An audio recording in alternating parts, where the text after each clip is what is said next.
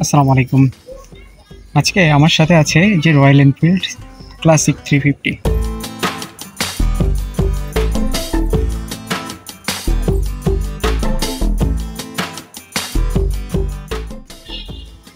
এটা হলো সেই রয়্যাল এনফিল্ডের অনেক সুন্দর একটা চাবি।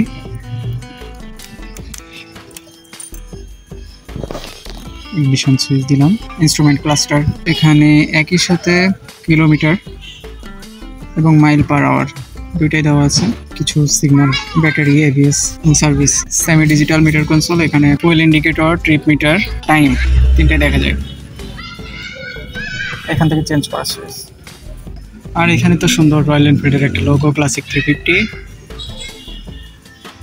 ডুয়াল চ্যানেল এবিএস, সামনের চাকার হাইড্রোলিক সিলিন্ডার। আর সুইচের ভিতরে কি আছে? সুইচের ভিতরে আছে এখানে ignition switch, engine of, ignition, এবং এটা হলো আপনার স্টার্টিং। আর এখানে হ্যাজার্ড, এখানে হেডলাইট, পাস লাইট আর হর্ন। বিশাল একটা ট্যাঙ্ক, 350 সিসির ট্যাঙ্ক তো বড়ই হবে।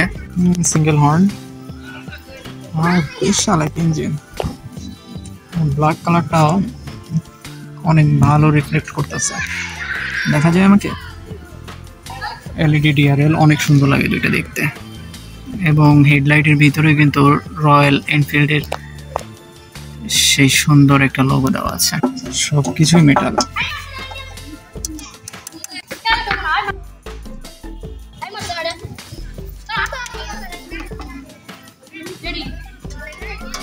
সামনে ভাইব্রেট ক্যালিপার,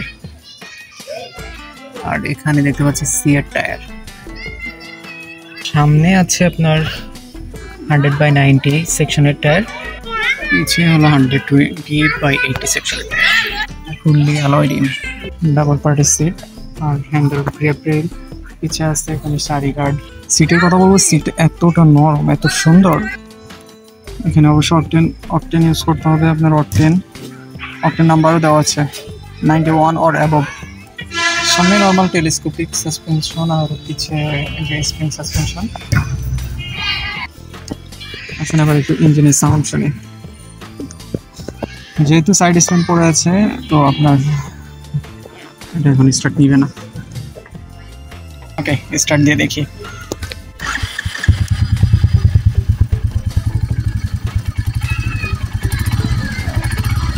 এই সাউন্ড মাইন্ড ব্লোয়িং।